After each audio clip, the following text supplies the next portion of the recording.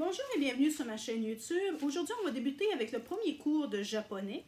Comment vous présenter? C'est la base de tout. Hein? Quand on décide d'apprendre une langue étrangère, la première chose qu'on apprend, c'est comment se présenter, donner son nom et tout ça, dire grosso modo ce qu'on fait dans la vie. Hein? Si vous êtes médecin, docteur, peu importe, mais ça, on y reviendra plus tard pour les noms des professions, des métiers.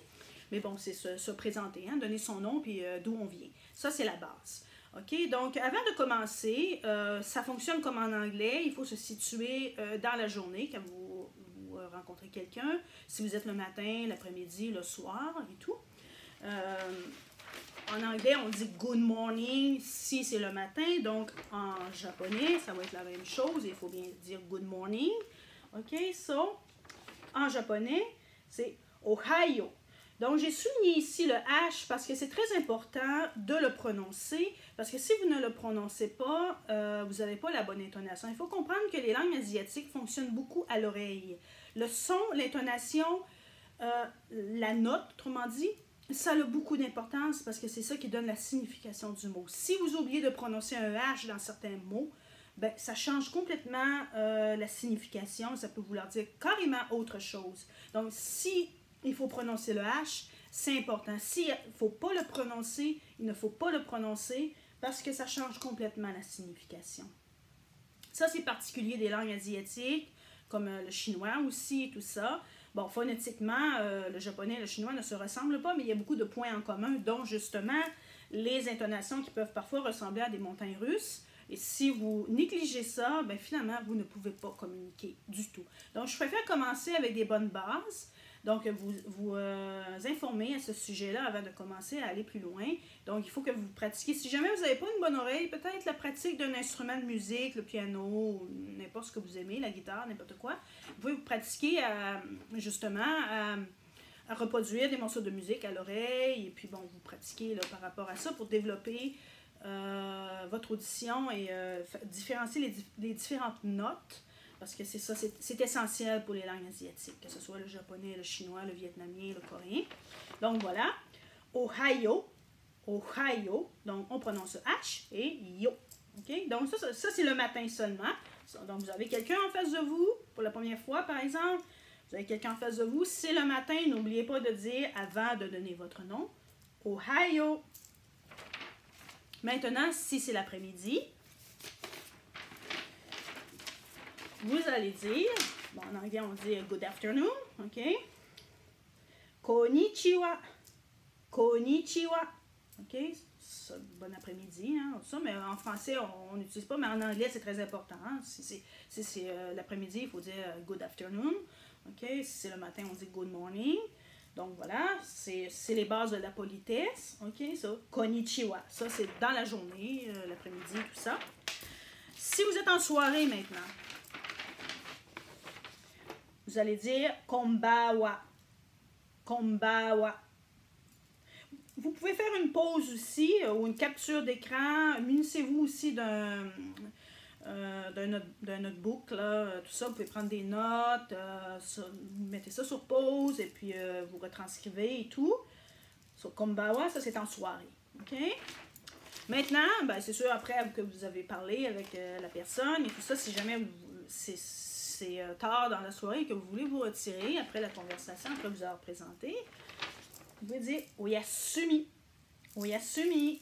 Ça veut dire bye bye, bonne nuit, je vais me coucher, je me retire. OK? Donc, oyasumi. OK? Aussi, j'ouvre la parenthèse. La majorité des manuels de japonais, c'est conçu pratiquement pour enseigner aux anglophones. OK?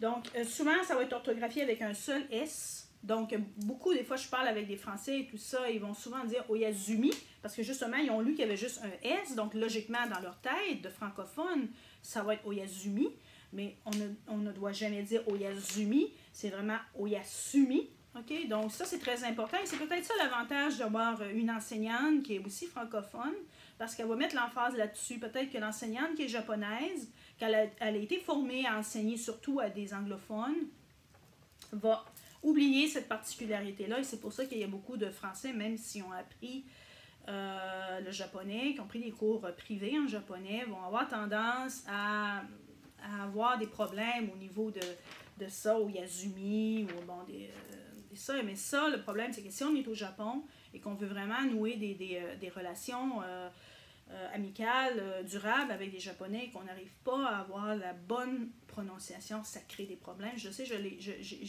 j'ai traversé cette expérience-là. J'habite depuis 10 ans au Japon, donc je sais très bien comment fonctionnent les Japonais. Donc, c'est sûr que si on est en France et qu'on ne va jamais au Japon, même si on dit au Yasumi, c'est pas bien grave.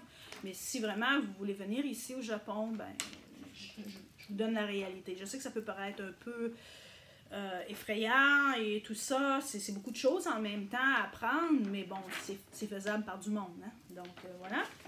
Donc, c'est ça. Maintenant, après, selon la période de la journée, que ce soit le matin, l'après-midi, la soirée et tout ça, vous avez dit Ohio. OK, supposons qu'on est le matin. Ohio. Bon nom. Hein? Annie des. OK.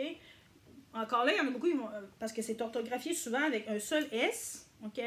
Donc, bien souvent, ils vont dire des U. OK. Donc, ça, si vous dites des U, là, non. OK. Annie des. Or, dessus. OK? Vous pouvez prononcer le U comme vous ne pouvez pas le prononcer. Là, encore là, il n'y a pas de problème. Hein? Parce que, bon, il y a certaines régions qui vont vraiment prononcer le U, puis il y en a d'autres régions où finalement, ça va être des. Ici, dans la région de Gifu, qui est le centre du Japon, on utilise rarement le U. Mais si vous allez à Tokyo, par exemple, ils prononcent le U. Donc, voilà, c'est ça. Annie des. Donc, notre des U. On a ça. OK? Donc, voilà. OK, maintenant, Ohio, Annie des. OK, ça, c'est déjà là. Vous venez d'ouvrir une porte. Vous vous présentez.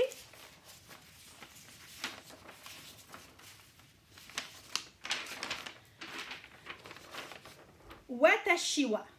OK, je. OK, watashi wa. Watashi. OK? Watashi wa, c'est plus poli. Je vous recommande, surtout si c'est la première fois, OK, que vous rencontrez cette personne-là, je vous conseille d'utiliser le watashi wa parce que les Japonais sont très pointilleux sur la politesse. Même si on est des étrangers, ils s'attendent à ce qu'on soit au même niveau savoir-vivre que eux. OK? Donc ça, c'est très important de garder ça à l'esprit. Ils sont très pointilleux là-dessus. Donc, si vous rencontrez pour la première fois une personne, c'est préférable de dire watashi wa que watashi. Watashi, c'est plus familier. OK? Donc, watashi wa. OK. Moi, dans mon cas, je suis canadienne. Canada. Canada. OK? En japonais, on va mettre plus l'emphase sur k quand on parle du Canada. Souvent, en français, on dit Canada, hein, d'une manière beaucoup plus neutre, mais en japonais, ils vont mettre l'emphase sur le K, ça veut dire Canada. OK? Au niveau de la France, c'est Furansu. Furansu. OK? Si vous venez de la France, Furansu. OK?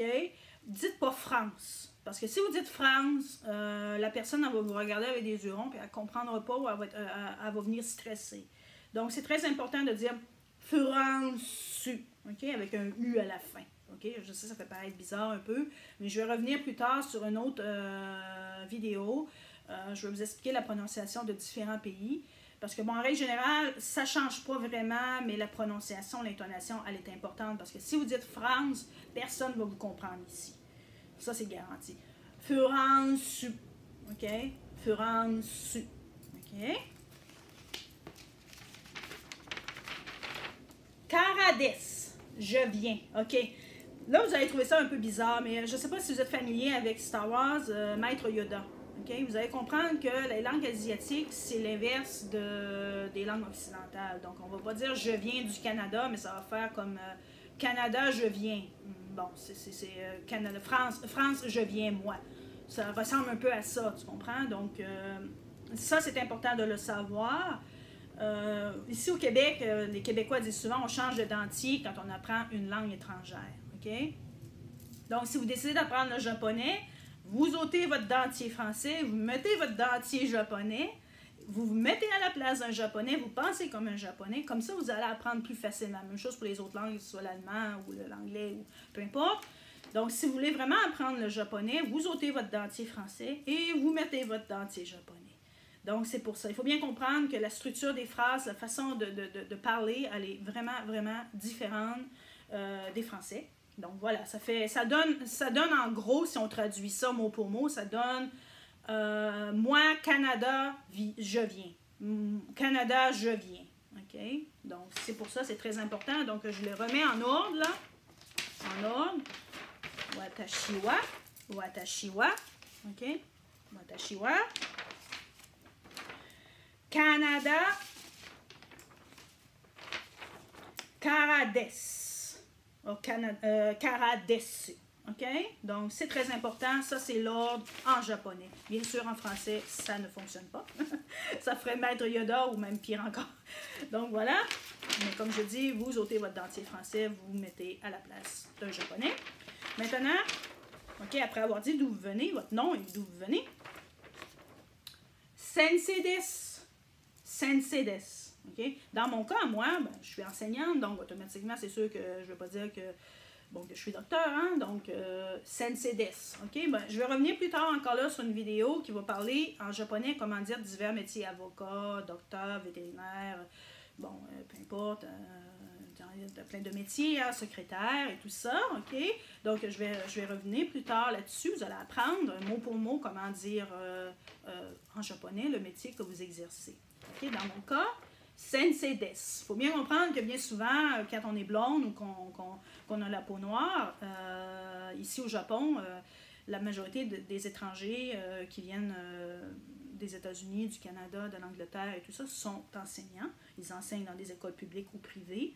Donc, la majorité des gens, ils le savent immédiatement que vous êtes professeur. Donc, c'est le métier de l'étranger. Un étranger, en japonais, on dit gaijin. Donc, on peut dire que c'est le métier typique du gaijin, c'est d'être enseignant. Donc, voilà. Donc, là, en gros, vous avez appris comment vous présenter, donner votre nom et dire d'où vous venez et ce que vous êtes, mais je vais revenir plus tard sur une autre vidéo parce que, bon, moi, je suis enseignante, mais peut-être que vous pratiquez bien sûr un autre métier. Donc, je vais faire une vidéo là-dessus, au niveau des professions. Donc, s'il vous plaît, n'hésitez pas à partager la vidéo, OK? Ça peut venir en aide à plusieurs personnes qui ont envie, justement, d'apprendre quelques rudiments de japonais en toute simplicité, sans se prendre la tête et tout ça. Donc, ça peut vraiment aider. C'est aussi d'un notebook, crayon, marqueur, tout ça. Faites une pause, capture d'écran. Aussi, quand je vous montre les papiers, je m'excuse, je suis dyslexique, donc c'est pas une très belle calligraphie, mais bon, on s'en fout, hein? L'important, c'est d'apprendre à parler, c'est pas apprendre à écrire, c'est apprendre à parler, c'est communiquer avec les gens, communiquer avec les Japonais. Donc, c'est ça le but de la vidéo. Maintenant, c'est ça. Donc, n'hésitez pas à partager. Si vous avez des questions, vous pouvez m'écrire aussi en privé. Ça va me faire plaisir de vous répondre. N'importe quelle question par rapport à n'importe quoi. Ou si vous voulez avoir des précisions aussi, pourquoi on dit ça comme ça et pourquoi, pourquoi. Ça ne me dérange pas de vous répondre.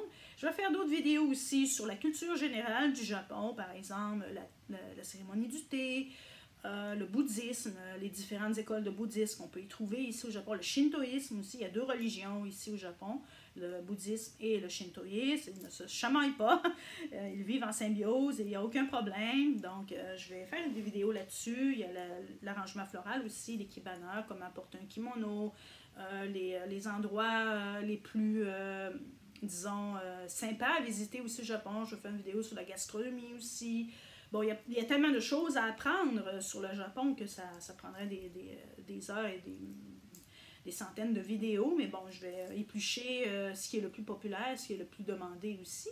Donc voilà, donc la prochaine vidéo, ça va être sur les couleurs. Vous allez apprendre comment dire jaune, vert, rouge, rose, or, argent, bronze. Hein? Vous allez apprendre les couleurs en japonais. Après ça, je vais, comme je disais, les métiers, la température.